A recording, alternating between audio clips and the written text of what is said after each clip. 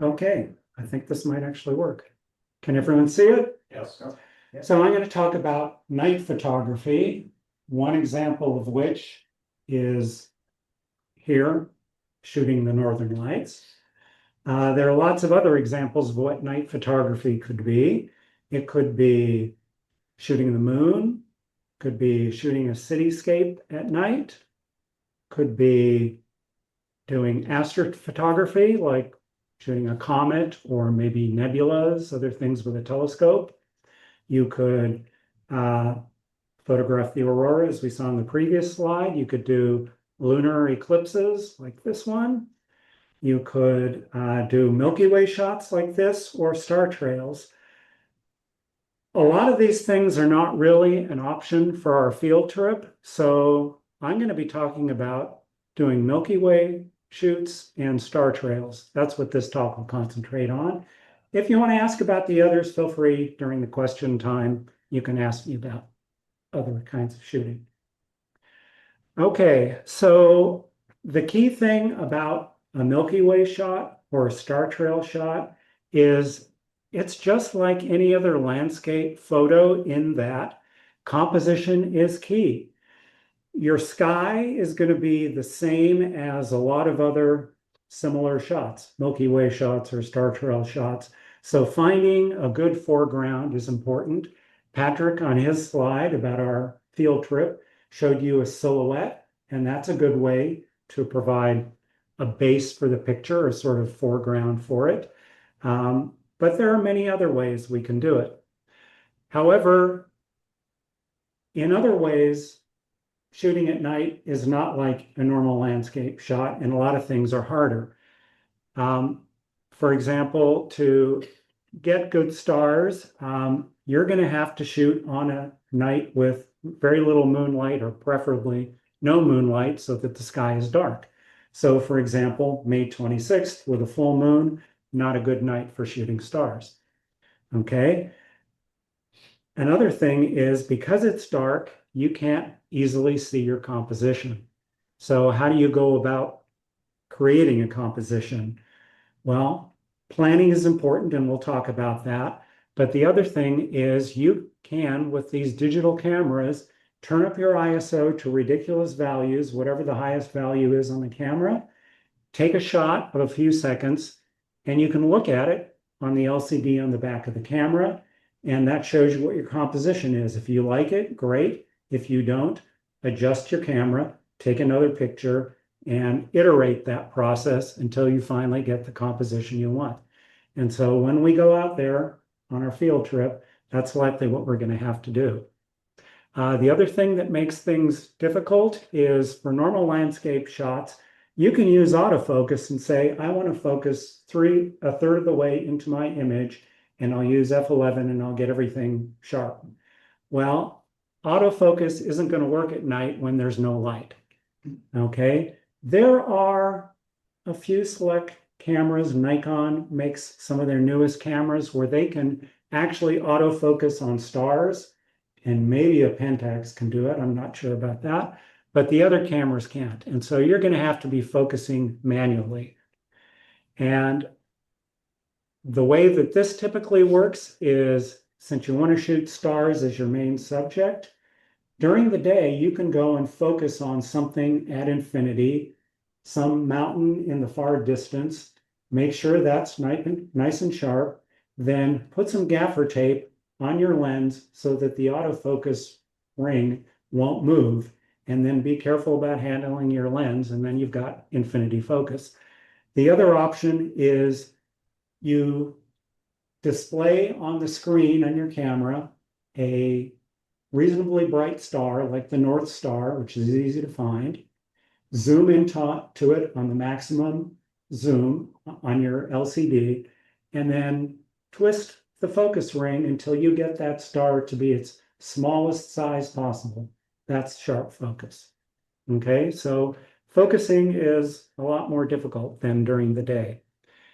And the other thing you're going to need to do is, because we're shooting with very little light, only starlight, you need to get as much light onto your sensor as possible. So you're going to be using lenses that are wide open. That means that if you've got a nice, lovely foreground, maybe not all of your foreground may be in focus. And so you may have to shoot a separate shot that just deals with your foreground and focus differently on that foreground. And we'll talk about more of this as we go on. Okay, so as I said, planning is important for these shots, and because you can't see the stars during the day. So if you go out to Joshua Tree, to the Cottonwood area, and you plan something, or you say, this is a nice foreground, where are the stars going to be at night? Okay, you need something to help you do that. On the other hand, if you go out at night, you can see the stars, but you can't see your foreground. So this means that you're going to have to rely on other devices to help you out.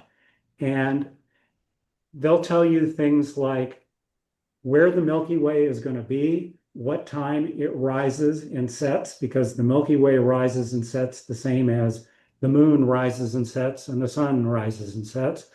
You'll need to also know when the sun's rising and setting, when the moon is out.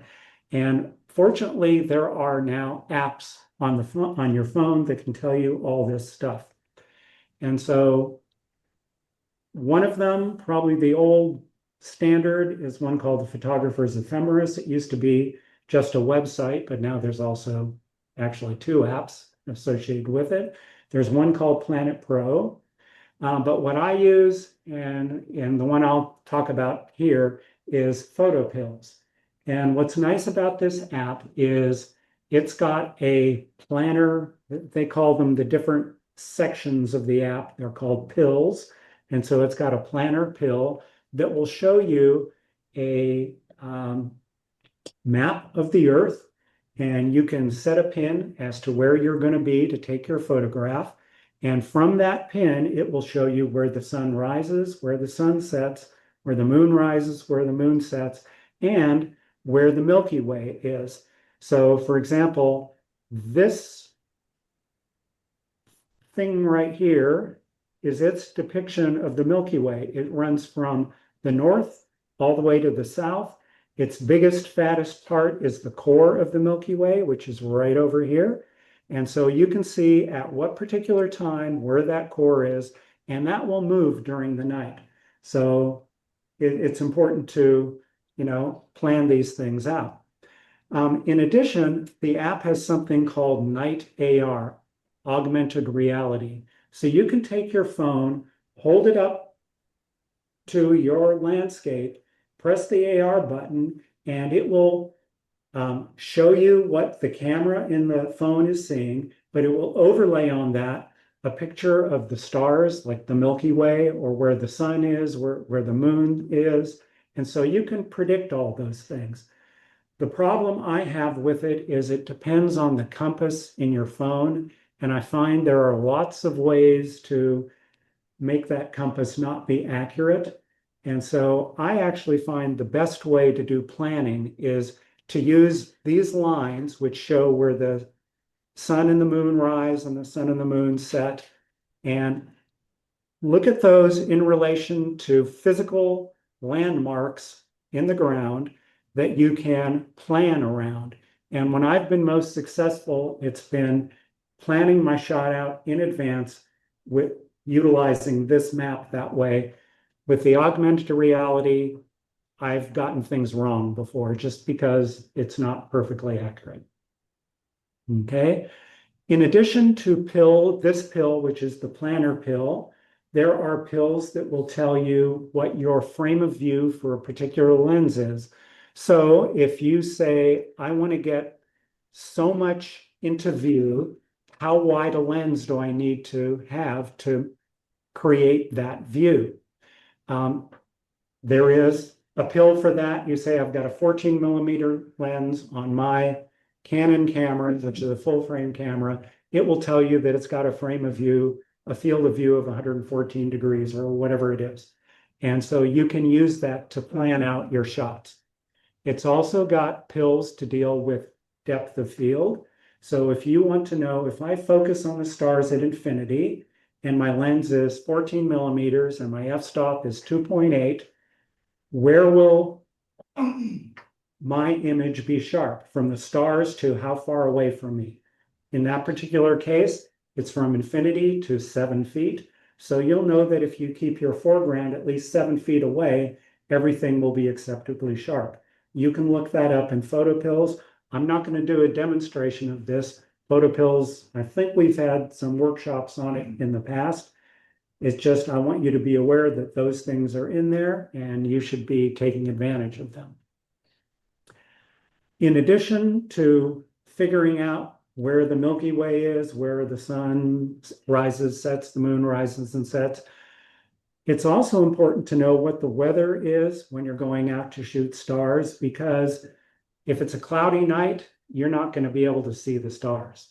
So what I do is I use a National Weather Service website, which is this one right here, forecast.weather.gov. There are apps. There's an app called Windy, which does all sorts of predictions of weather, and is actually, you can use it to figure out if you're going to get a good sunset, because you can see how far away the clouds are. And if you know that the clouds are 100 miles away, that makes for a good sunrise or sunset.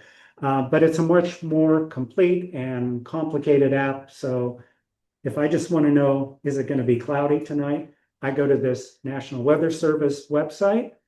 And what you do is you type in the name of the place you want to go. For example, Joshua Tree National Park, and it'll give you a list of various places in and around Joshua Tree. You choose one of them. They're usually, however, near the periphery. I think there may be one in here for Cottonwood entrance, so we could use that. And you get this chart, which shows what the temperature is going to be over the next 48 hours, what the humidity is, what the wind is going to be. That'll be important to know how you want to dress. And then it's got humidity and cloud cover. And cloud cover is this blue line down at the bottom. And in this particular case, when I did this a few days ago, very little cloud cover, 2%. That's great. You've got a nice clear sky. This prediction can also move forward a couple days. So you can not only see the next 48 hours, but you can see the next 4 to 6 days. So it's a great way to find out what your conditions are going to be. And I've used it in the past. And this one I have found to be reasonably accurate, at least for the next 2 days. All right, so let's say we go out and we want to take what I'll call is a nightscape photo, namely a photograph with a foreground and then stars in the sky, either star trails or pinpoint stars, like shooting the Milky Way.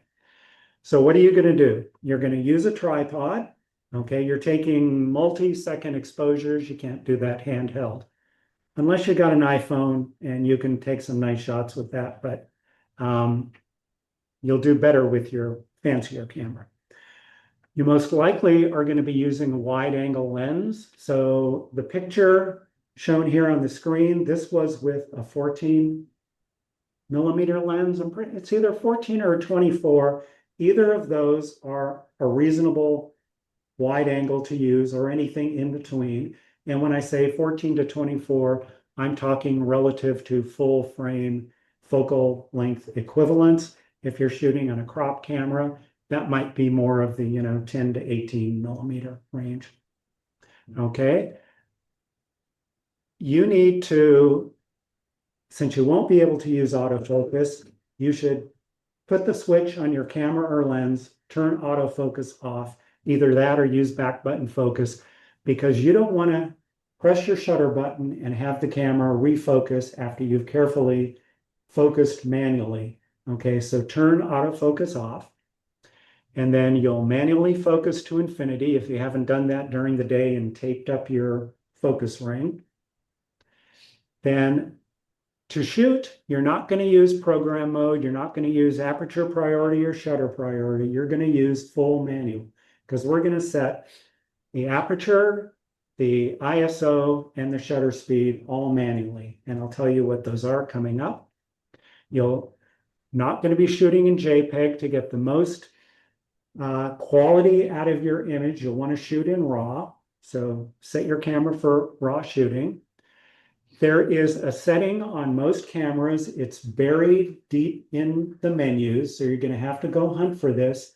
That Canon calls it long exposure noise reduction. The other manufacturers may have a different, slightly different name, but it should be something like that.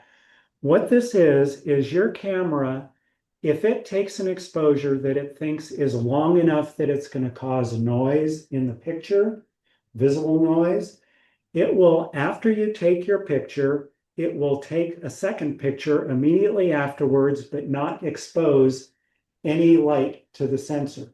What it wants the sensor to do is record what are the hot pixels, what are the noise conditions right now for the length of time you're shooting, for the conditions you're at, namely how warm is your camera, what's the ambient temperature, all that. It takes the second picture and it subtracts the noise that it records on that black frame out of your original picture, and it creates a less noisy picture. Well, that's great if you're just taking one picture and you want it to be free from noise. But when we're out taking these night shots, particularly star trails, you're shooting one picture after another. If you take a 1 minute exposure and you have to wait a minute for the camera to take this black frame, you're going to have gaps in your star trails. And so turn long exposure noise reduction off. You're going to have to dig through the menus to find it, but please figure out where it is because it's typically set by default on your camera. And if you've never turned it off, it's going to come to haunt you when we go out and shoot at night. For white balance, I would recommend setting your camera to Kelvin white balance and a value of 3,800 degrees Kelvin. That's pretty much the color of the night sky. And so you should set your camera that way so that when you review images on the back of your camera, you'll get a reasonably good looking picture. If you set it to something arbitrary, you might have really funky colors to look at, which might distract you from paying attention to what you're doing. In addition, when you process pictures later, typically you're going to want it about 3,800 Kelvin, so set it that way to begin with, and you won't have to worry about it later. As I said, we're using manual mode on the camera, so we'll be setting the ISO, shutter speed, and aperture, which I'll tell you about on the next slide. At this point, you then compose your shot, and you take a test shot, and you iterate this until you get a composition that you like. And for your test shot, you should take your ISO and crank it up to the highest value you've got. Guess at an exposure of a second or two. Take the picture. If it looks like it's a reasonable exposure, then you can use that exposure for all your test shots until you've got your composition fine-tuned. And then once you do that, you go and you change your ISO, shutter speed to different values that I'll tell you about on the next slide. So let's talk about those values now. Okay. As I said, if you use a phone with its night mode, you can hold it up and it will take a shot of about 3, 4, 5 seconds, and you'll get a picture, a night picture, and you might even be able to get a somewhat reasonable picture of the Milky Way. Okay, it won't be as good as what you can do with the DSLR, but you might get something. If you're not shooting with that, if you're shooting with a DSLR, then the standard target exposure, and this has been true all the time I've been shooting with DSLRs, a good exposure setting to start with is ISO 6400, f 2.8, and a time length, the shutter speed of 30 seconds. Okay, we'll get into why that's not perfectly ideal, but that's a good exposure setting. So now think about it. Do I have a lens that opens up wide enough to be f2.8? If I do, great, I can use that exposure setting. If I don't, what if mine only opens up to f4.0? Well, I could um, increase the shutter length to get the same exposure, or increase the ISO to get the same exposure, or just settle on a somewhat darker picture. So if your lens only opens up to f4 or 3.5, I would say stick with the f3.5, use ISO 6400 in 30 seconds, and let that be a base image. Okay? It won't be the best image you'll ever get, but it'll be something you can get a reasonable picture with on your camera. Okay. We can improve on that, and it will vary with exactly what lens you're using and maybe how big you want to blow up your picture at the end. So for as long as I've been doing night shoots, there's been a rule they call the 500 rule. And because the Earth rotates, the stars in the sky are going to be moving if you take a long exposure. So they figured out that if you have a really wide angle lens, I can, or well, whatever focal length your lens is, if I take the number 500 divided by the focal length of my lens, that will give me the number of seconds I can take a picture and the stars will not look like they're trailing across the sky. They'll look close enough to pinpoint stars. So, for example, if I have a 20 millimeter lens, I take 500 divided by 20 millimeters, that gives me 25. I can take an exposure for 25 seconds and the stars will look reasonably sharp. Okay. And that was, so for example, this number that I gave you before, about 30 seconds, it's close to the 25, but if my lens were actually wider than 20, if it were 14, the number the 500 rule gives you is 36. So in such a case with a 14 millimeter lens, doing ISO 6400, shutter speed of 30 seconds, f2.8 would have been a great exposure. Okay, so that's where that exposure comes. They're sort of assuming you're using a wide angle lens. And I think you'll all be doing that because that you won't be able to get the Milky Way in your picture if you don't, unless you use something wide angle. What people have discovered, though, over the last several years is that once they started getting these nice Milky Way pictures, they said, let's blow this up and make big prints of it. And when they did that, the 500 rule started to show some of its shortcomings, namely what used to be pinpoint stars when you're looking at a smaller print now looked like the stars moved a little bit. And so it's not quite as sharp a picture as you're really hoping for. As a result, someone created a formula that they now call the NPF rule. And what this does is it takes into consideration how many pixels your sensor has. It takes into consideration what the focal length is, and I think it even takes into consideration what the f-stop is. And based on that, it will give you a number of seconds that you can take an exposure, and you'll be happy that you'll have pinpoint stars. And the comparison shown here is for a 14 millimeter lens on a camera with 45 megapixels, the 500 millimeter rule gives you 36 seconds. The NPF rule gives you 7.8, or I'd round that to 8 seconds. Okay, so it's a lot shorter. What does that mean? You're getting a lot less light on the sensor. So in order to have your picture properly exposed when you process it later, you'll have to brighten it up a little more, which will mean you'll see more noise. Okay, so the NPF rule is going to give you nice sharp stars, but you're going to be getting noisier pictures. So there's a way to deal with this, and it's actually pretty easy. What you do is you simulate a longer exposure by taking pictures one after another with the same settings. So I set my shutter speed to 8 seconds. I take a picture, it goes for 8 seconds, and as soon as it ends, I snap another picture. And I keep going and I take many of these pictures. For me, I typically take about 20 of them. And then once you've got these 20 pictures, you can, through software, there's specialized software to do it that I'll tell you about in a second, that will take those images, because the stars are rotating a little, it will realign them and it will average them out so that the noise drops.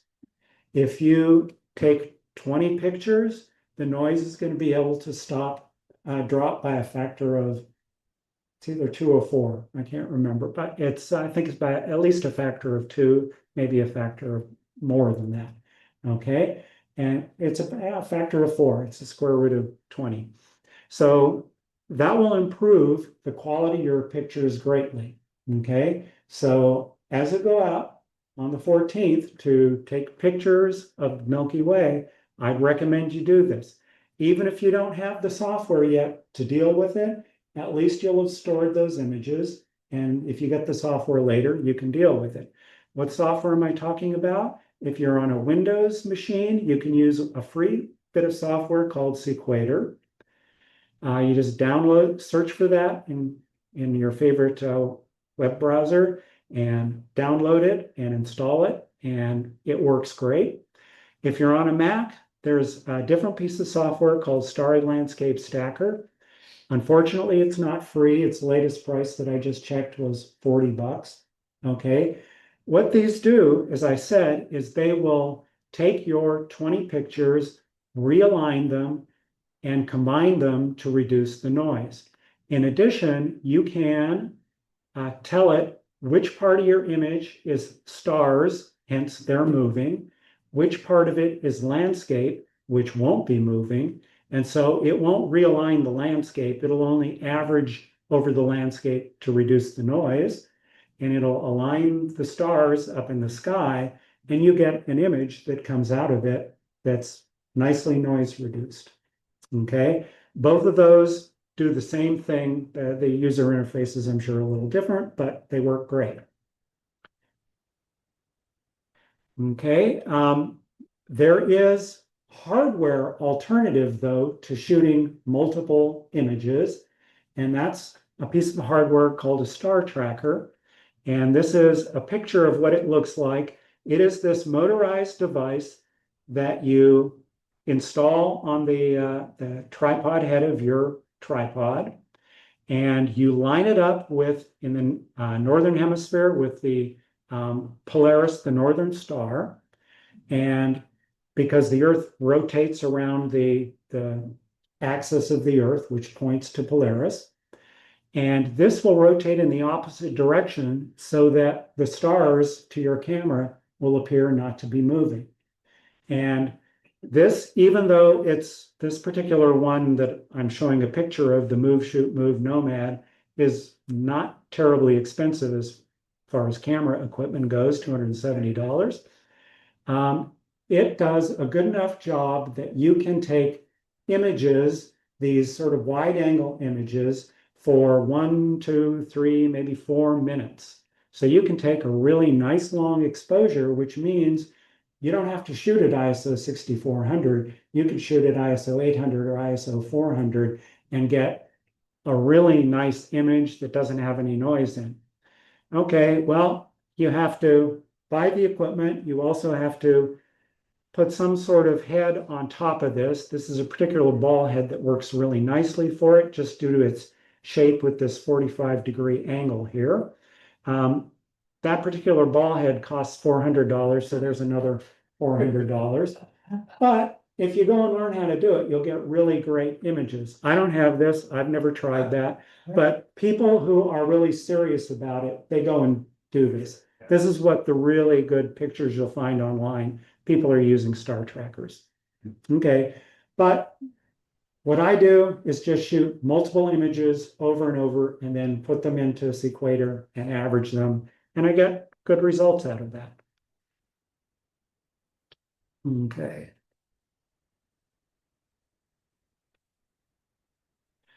So, in addition to your stars, which is what we've talked about, You also want to get an exposure of your landscape. If your landscape is only illuminated by the stars, there is so little light on it that it's just going to be a noisy mess.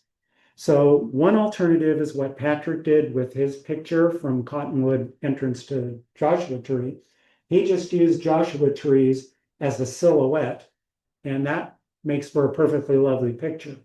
But if you want to actually have a foreground that you can see, you've got to do something else.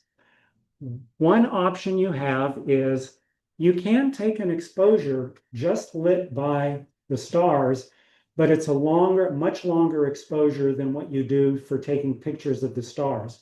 So instead, if you change your shutter speed, increase it to 1 or 2 minutes, okay, and take a picture, evaluate it.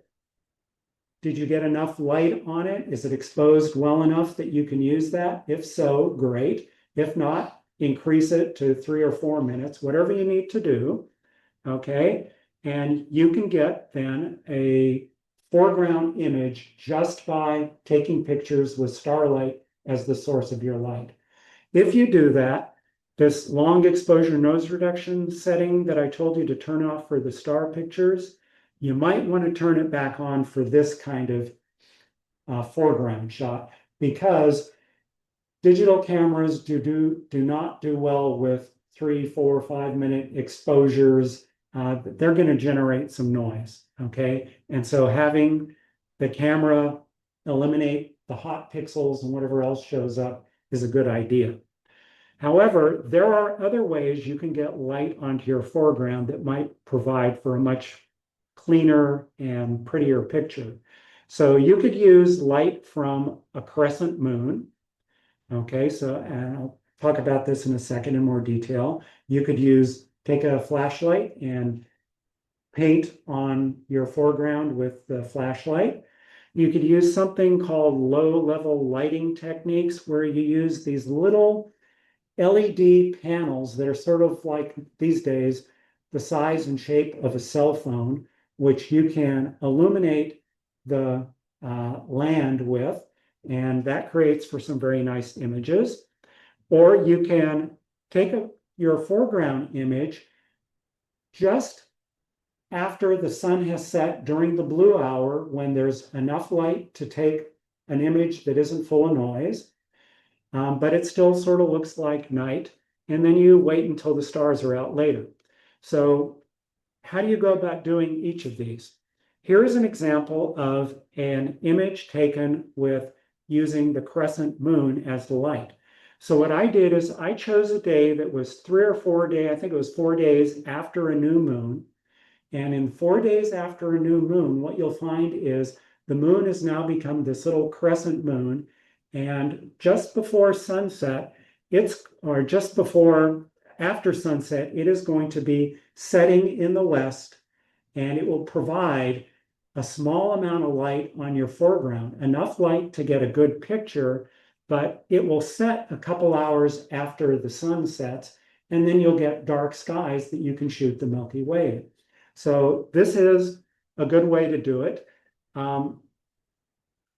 If your foreground is facing sort of east or south, having the sun setting in the west is good. If your foreground were facing the opposite direction, then you might have to do this in the opposite way, namely 3 or 4 days before the new moon, you go and shoot the rising crescent moon just before dawn.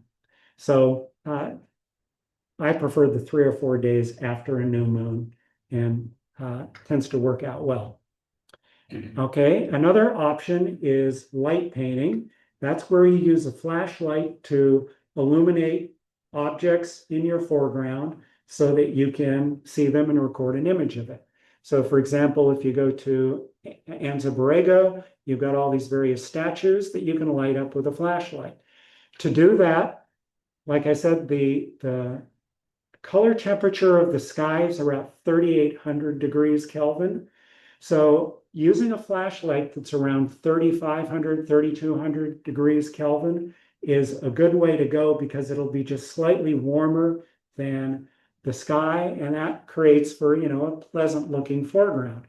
The problem with doing light painting is every time you do it, you get a different shot because you can't replicate your shining of a light on the various objects easily.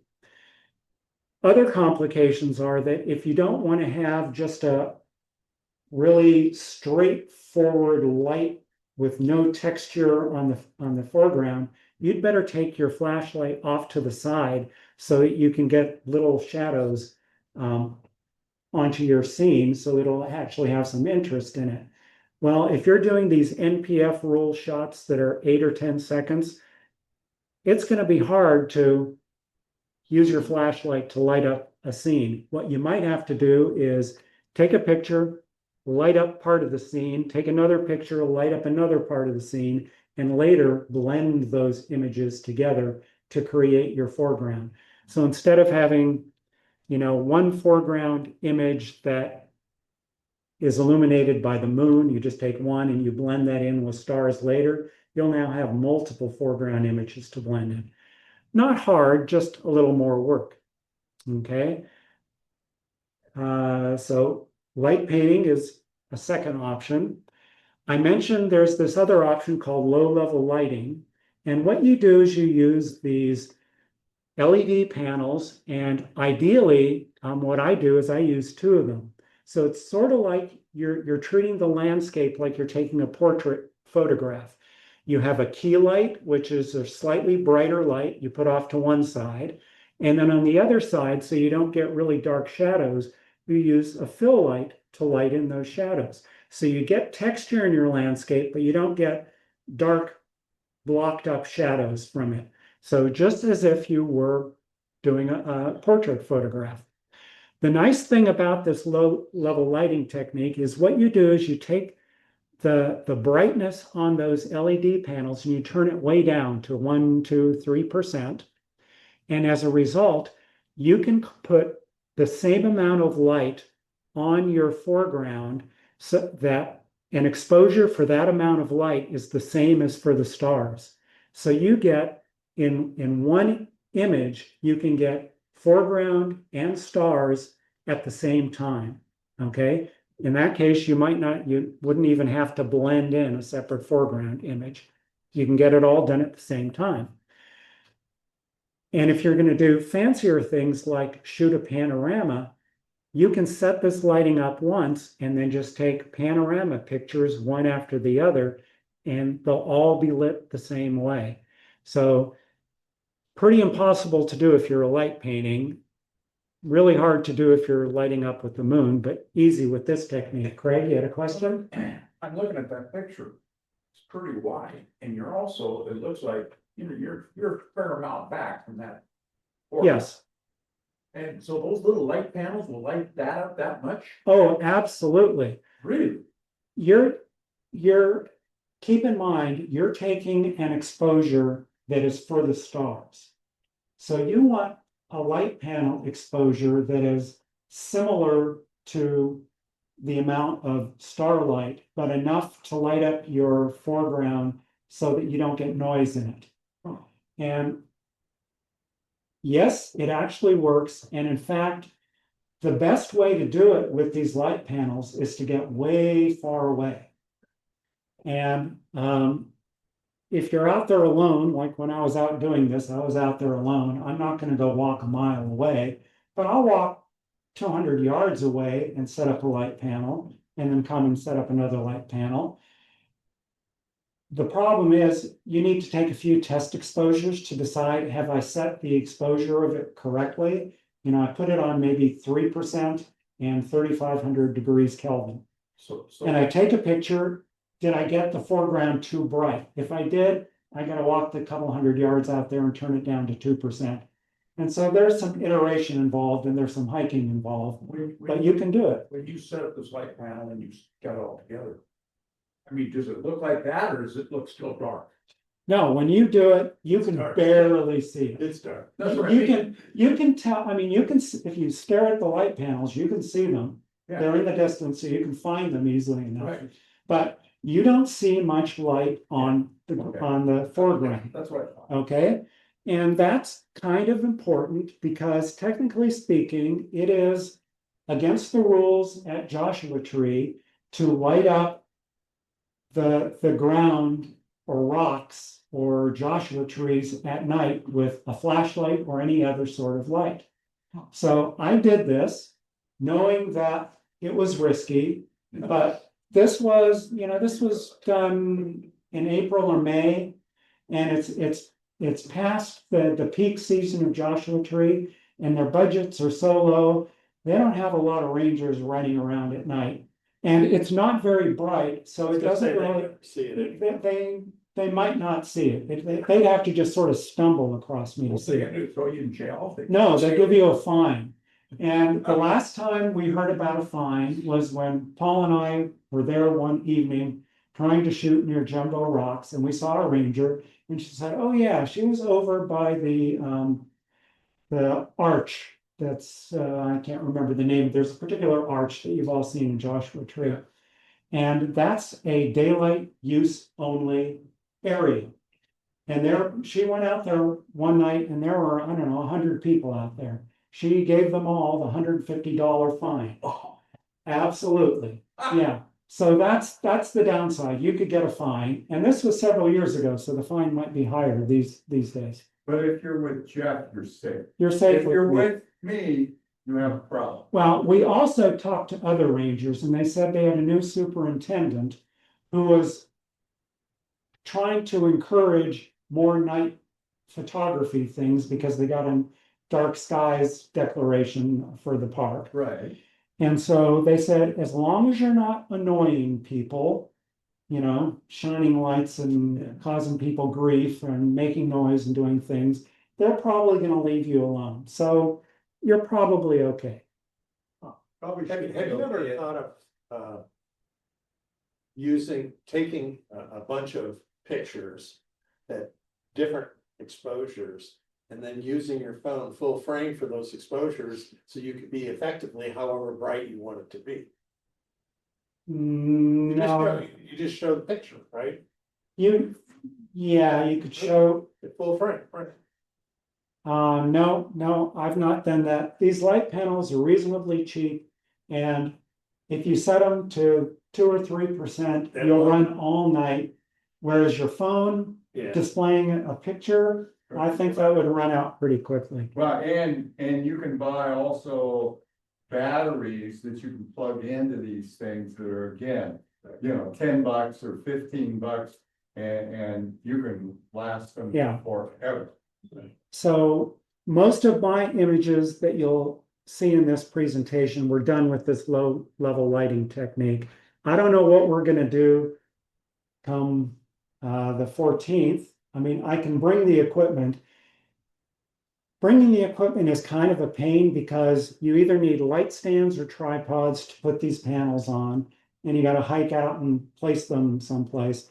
And so it's an extra effort, but I'll bring that in addition to the tripods for the actual cameras. One other thing, just while we're talking about lighting, make sure you have a headlamp. And that and almost all the good headlamps have red setting, which you want to use. Because otherwise, if you see white light, your night vision's destroyed. So you use red light, which protects your night vision. And then, like he said, it doesn't take much light. Because I was out there and one of the other guys I was shooting with had his red light on. And you could see it on all the foreground. I mean, it wasn't lighting the stars, but it was lighting the foreground, so the light, all the foreground was pink. It's like, whoa. So you have to be aware of your environment and the other photographers, and you just say, oh, I'm gonna turn mine on because I need to see something on my camera. And if anybody's shooting at that particular second, they're just open, they should wait. And then you wait, and then they say, okay, and then you can do it. In spite of the red thing on the headlamps, don't expect that your night vision is going to be good because you're going to be reviewing pictures on the back of your camera. or in the viewfinder, You're right. and that's going to screw up your night vision anyway.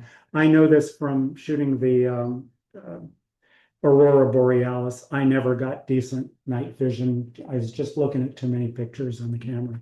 You know, and if we're making comments, another thing that's kind of handy to have on your camera tripod is you can buy these reflection things, like if you walk or hike, they just have Velcro to put it on it, because if you walk off someplace, sometimes finding your camera again can be more challenging. And even better choice than reflectors is you go to the 99-cent store or whatever, the dollar store, and they've got these little glow sticks. That's a break.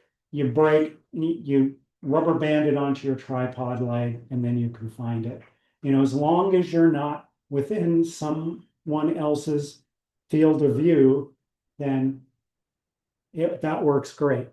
And we've done it for, like, when we talk about star trails in a couple minutes, that takes a couple hours of shooting. And so you might want to wander away and, you know, visit the restroom or something. And yeah, it'll make it easier to find your tripod later. Okay. The last technique is what's called a blue hour foreground exposure. And this is, so the sun is just set and you're waiting, you know, for twilight to progress, and you get to blue hour. And if you take a picture at that point, you get an image that looks like it's night, but there's enough light on the scene that your foreground image is not noisy. Okay, it might be a 5-second exposure, but it's a nice clean exposure. And then you can blend that in with your image of the stars later. And you can do it in different ways. So, for example, this picture was taken 12 years ago on our first field trip to do a night photography shoot. And I took a picture of, of the foreground at blue hour, and then sat there with the camera, waited for it to get dark, and then took this star trail image and blended it all later. This picture over here, and you'll see more of this later, what they did is one night they went out and they shot pictures of the Milky Way using their star trackers.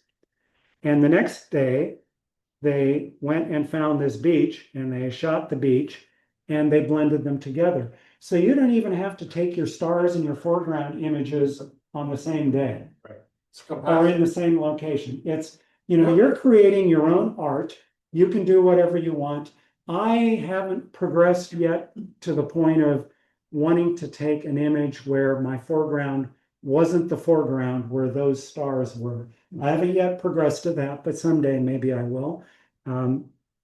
Maybe the 14th, I'll take extra star pictures just to have them. Okay. Notice also, when I blended this, I wanted a brighter looking foreground, so I processed my blue hour image to be bright. Here, they left it nice and dark. So you can choose, that's your choice, how you're going to process your images. Do you want it to look more like night or a little bit brighter? Okay, so we've talked about the NPF rule, the 500 rule for doing pinpoint stars, the Milky Way stuff. What about star trails? Well, for creating an image, the same principles apply. You need a good composition. To get a good foreground, you can use the low-level lighting techniques, or you can use a blue hour shot, or whatever technique you have to light up the foreground. In several of those instances, though, you're going to be doing a separate foreground image from your star trail image, and so you'll be blending these later. Okay, so Photoshop work will be required. Okay, so how do you go about taking the star trail images? Okay, you can use individual let's wind back to the film days. In the days of film, you would go out at night, wait till it's dark, get your composition set up, wait till it's dark, and then open up your shutter and let it run for 3, 4, 5 hours, however long you had a dark night. Okay, and then stop it. With digital cameras, we don't do that anymore because the noise just builds up so much that it just wouldn't be a clean image. A better way to do it is to take shorter images and take a bunch of them, and then you combine them in software later. Could be Photoshop, could be specialized software, and that will get you a better looking image. The individual images could be as little as, say, 30 seconds, which is a convenient number because you don't need an intervalometer to run your camera, because your camera has a 30-second exposure setting on it.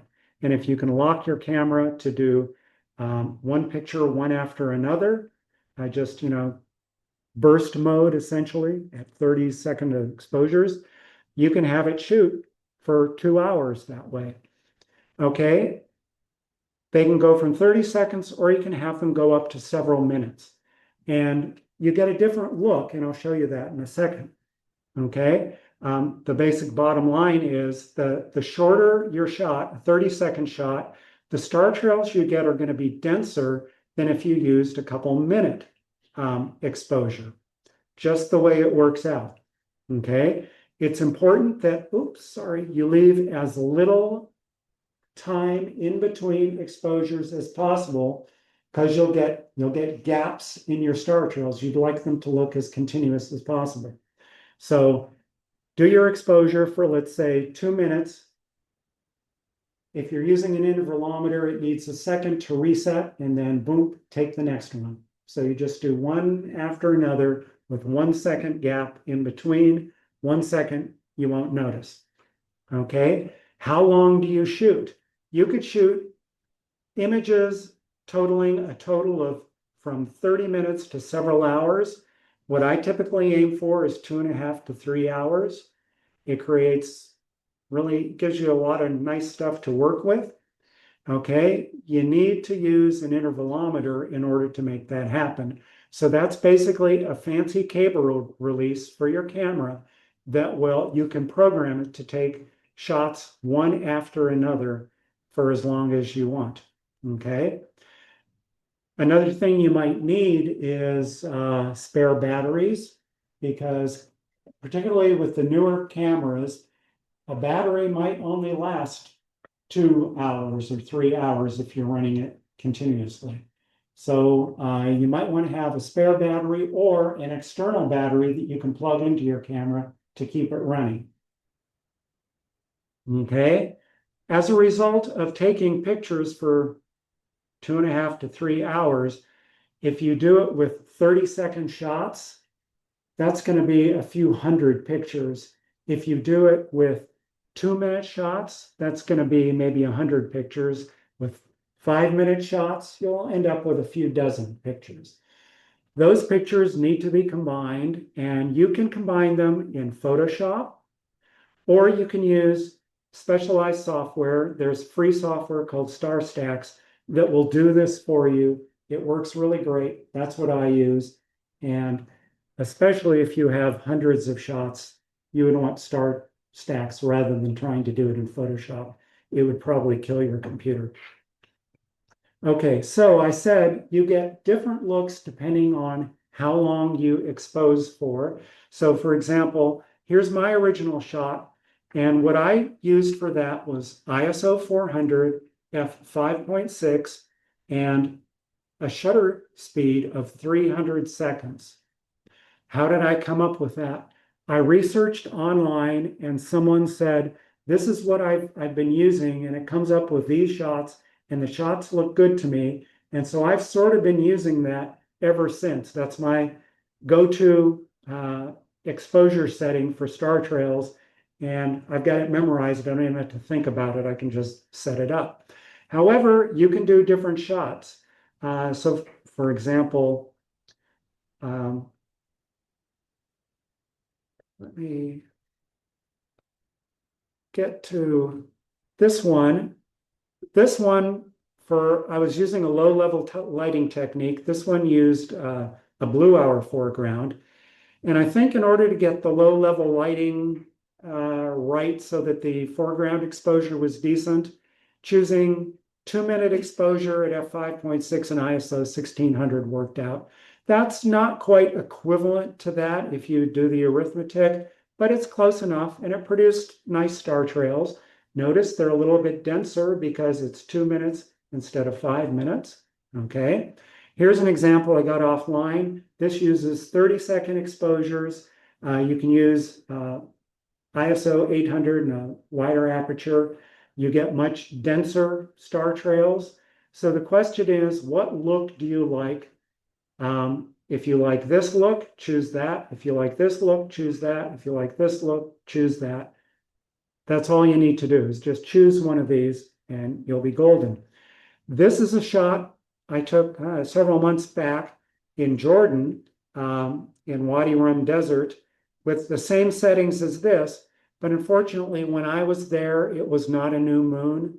There was a moon that was like not quite, about halfway full. And so behind me, where I'm facing, the moon is lit up and it's causing the sky to be brighter. And so my star trails are kind of washed out, which is unfortunate, but that was the only time I was there. Okay.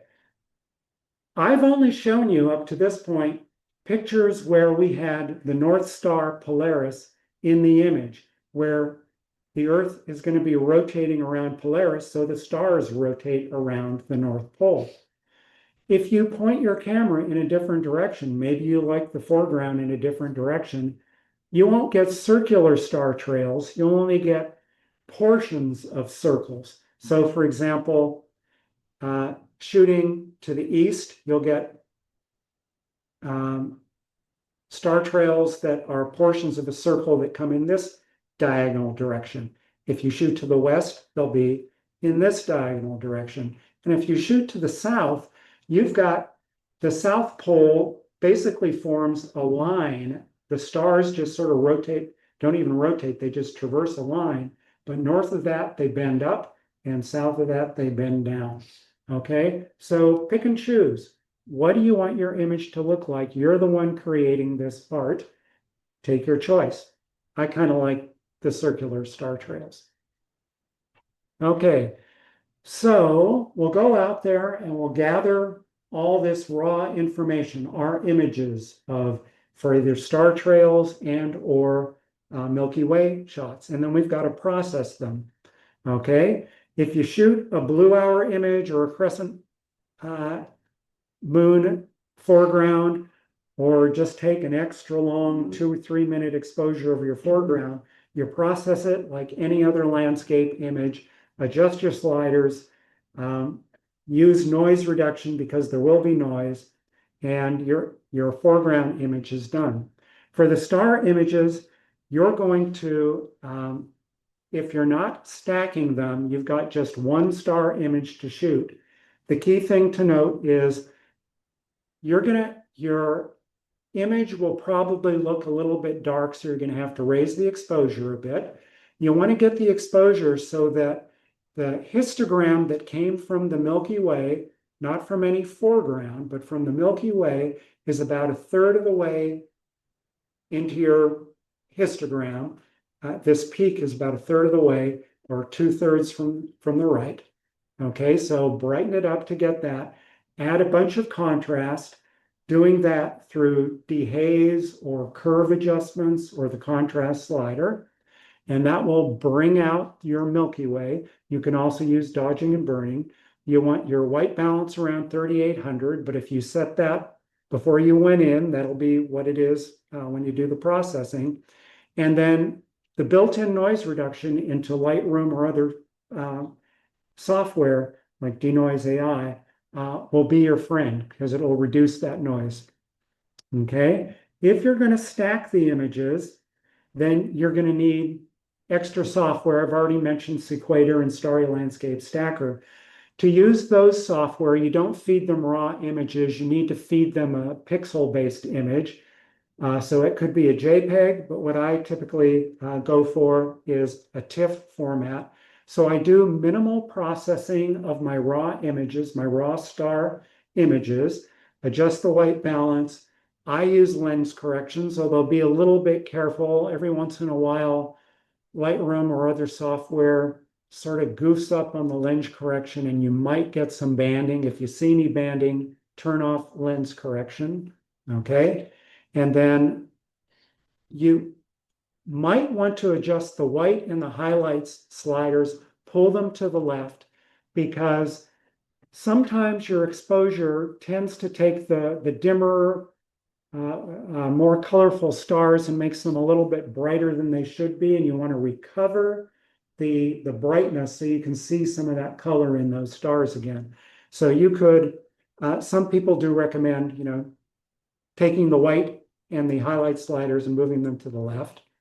Okay, do that for one of your images, synchronize those changes across all of the images that you're going to stack, and then export them as TIFF. Okay, then to reduce the noise, you use Sequator or Starry Landscape Stacker. I'm not going to go into a tutorial on how to do those. There are tutorials online. YouTube is your friend. Okay, if you're going to do star trails, I use stacks, although you could use Photoshop, and you bring those images in and it blends them all together and you get an output image. And once you're done, you now have a star image, either the Milky Way or your star trails, and you might have a separate foreground image. You're going to have to blend those two together. Okay. And after you blend them together, then you can do whatever your final tweaks are.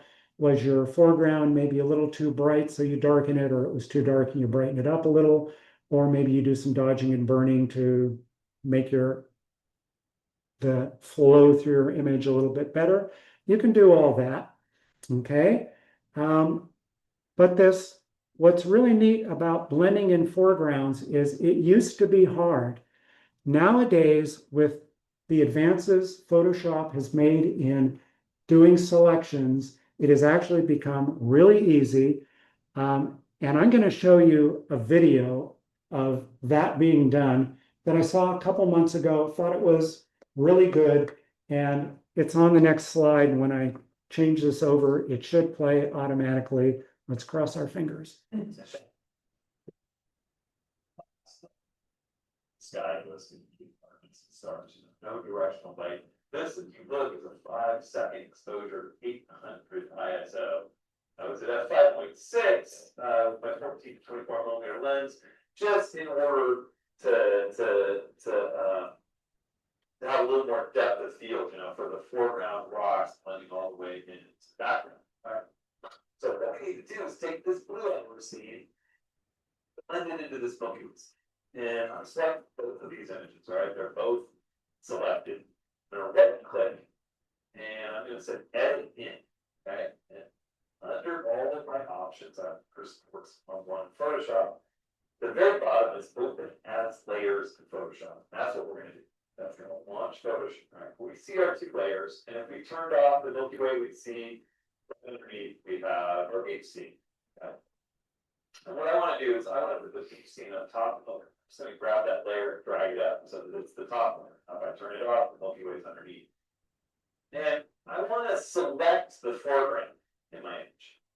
And the easiest way I know to do that is to go in here, I click my quick selection tool, right? And this does not need to be perfect. If you don't see the quick selection tool, you want thing, you might see the object selection tool or the magic wand by default. The quick selection tool is in there. You just choose that from those three by long pressing that button. Any of these with a little tiny triangle there can have multiple tools. So we've got a quick selection tool. You can resize that with the bracket keys on your keyboard.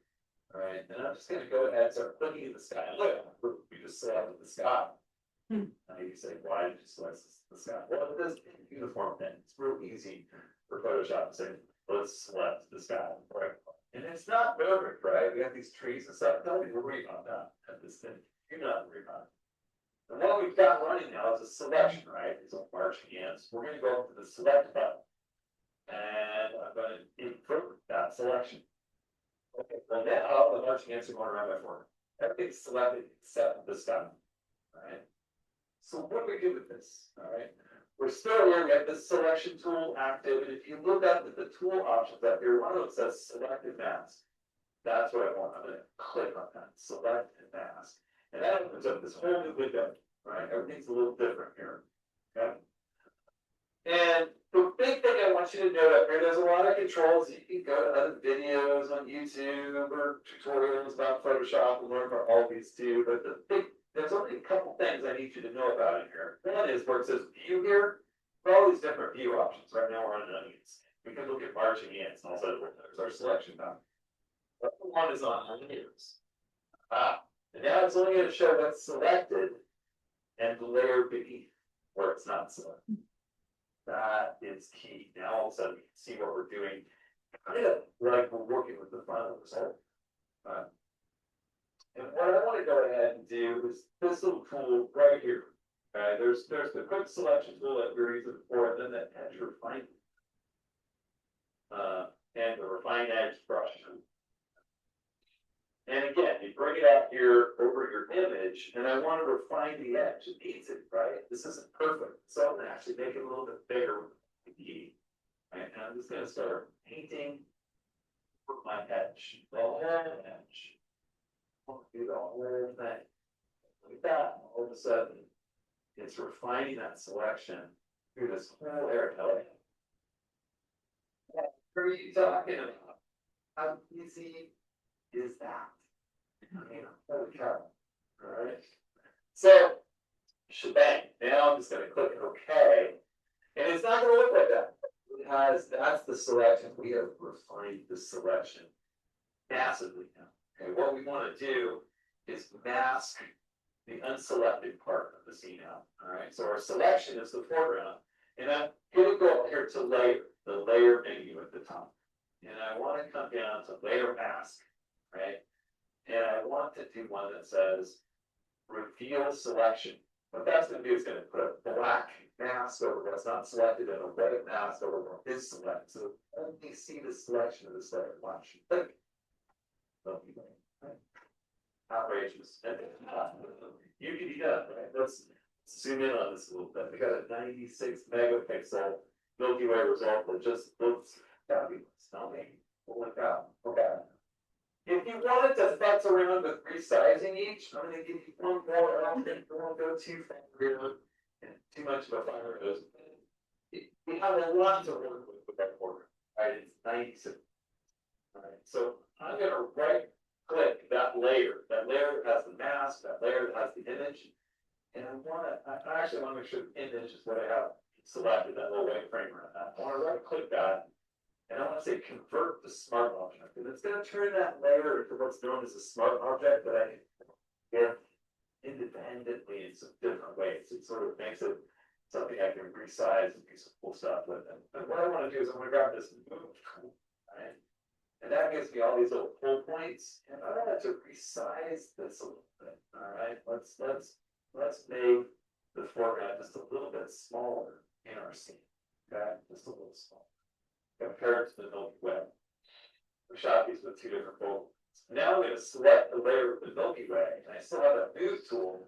I can sort of shift it around. I don't want to cross the edge there, but I can shift it around, kind of bring a little more Milky Way out. I can raise it because we were tilted up a little bit when we were out shooting it on the horizon. With the van that we shot it, I can start dragging this Milky Way up. I see there's the horizon, all right, which is pretty similar to where the ocean was there. Right. So that's just to me a little bit better, a little grander Milky Way with more of alignment with the two focal lengths. Bam! Okay, I don't need to resize the Milky Way. I could. I need to. That looks great. And now all I need to do is plot and make sense of all this. I'm gonna hit the command key for minus. I'm gonna zoom it around this command plus, command minus, command 0 gives you a 50 so you see everything. All right, and now that I'm in the crop view, I'd like to bring the crop down to where it's the trees on this left part of the image. I want to bring it over and snap right to that edge. And we're pretty nicely snapped right now. That looks good. I'm just going to hit the enter key to accept that crop. But I would call that done. All right. So at this point, I would go back, right click this layer that we turn into a smart object and say rasterize layer. That's what that does that, right? And now we have that mask layer. We have the Milky Way in the background. It looks really gorgeous throughout. I mean, it is just dead simple. What used to be a painstaking task that took hours and hours is now literally child's play with some of the new tools. All we have to do is hit save. I'm gonna hit and S. You can also run the file menu. Right now it says it's saving it. And it's gonna save it right back into Lightroom. Right? Like, go ahead and minimize Photoshop. We'll be back in Lightroom and boom, there you see it. Jeff, was that Henry Hudson? Yes, that's Henry Hudson. Oh, that voice. Yep. So pretty easy. I can tell you from my experience, because when I did my Joshua Tree Star Trail image 12 years ago, it took me hours or days of, since you couldn't get a perfect selection, I had to clone in leaves to cover up bright sky behind, and what a pain. Whole lot easier now. That one that was up earlier of mine with the Joshua trees, I originally selected, it looked really bad, but. I don't know, 6 months ago, they improved the selection so much, said, what happens if I just reselect it? Bam, it was Yeah. nearly perfect. So the new Photoshop works really well. And he kept talking about 96 megapixel images. These were taken with 24 megapixel camera, just a standard camera. But in Lightroom, there's this option called super resolution, where it will blow up your image 2 times in each dimension. So instead of 24, you get 4 times, or 96 megapixels. So if you want enough pixels to, grind your computer to a halt, feel free to go and use that. So that's a quick overview of this stuff. I think enough to tell you what you're going to do to go about shooting. To look up NPF rule for your star shots, you'll need photo pills, or you'll need to ask someone else. There are, I think, calculators online. You can find websites to do this. So start researching that if you're planning on going out for the field trip, and we'll see you there. Okay, couple things I'll show you at the end. In our resources, his video will be there as a YouTube now, so you don't have to download it to your machine, just watch it. And I have Jeff send me the PDF of his presentation, in case you haven't remembered every word he said. Well, I basically knew how to do this. He added a ton of stuff that I didn't know.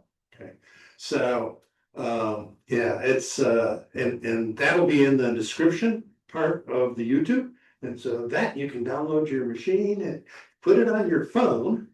And then when you're out there in the middle and you can't remember how you did this or how you were supposed to do it, you have the entire thing with you. Right, so it's up to you. Turn your phone on. Yeah, well, I wouldn't do the entire thing. I'd take a cheat sheet that says that's for possible. star images, because you know what lens you're going to use. So there will be one NPF rule for your lens.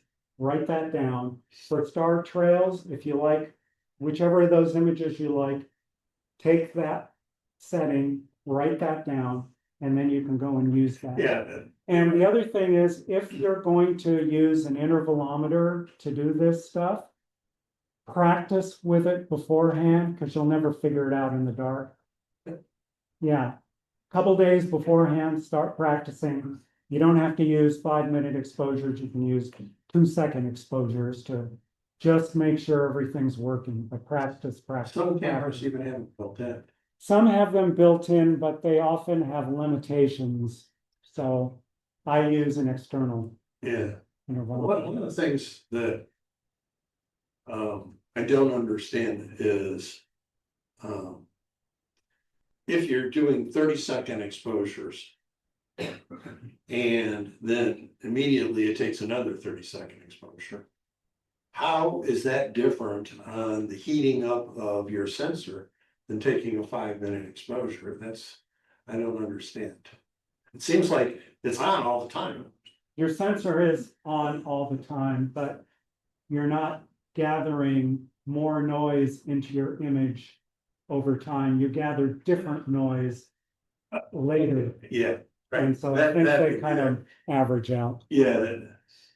Okay. All right. Well, thank you, Jeff. That was Yeah. quite a Oh. presentation. Yeah. Jeff, I have a couple comments and correct any errors I made. So if you're interested in the Milky Way, keep in mind that at different times of the year, it's different. So for example, sometimes of the year, the bright spot of the Milky Way doesn't come above the horizon. But it will on It the is. 14th.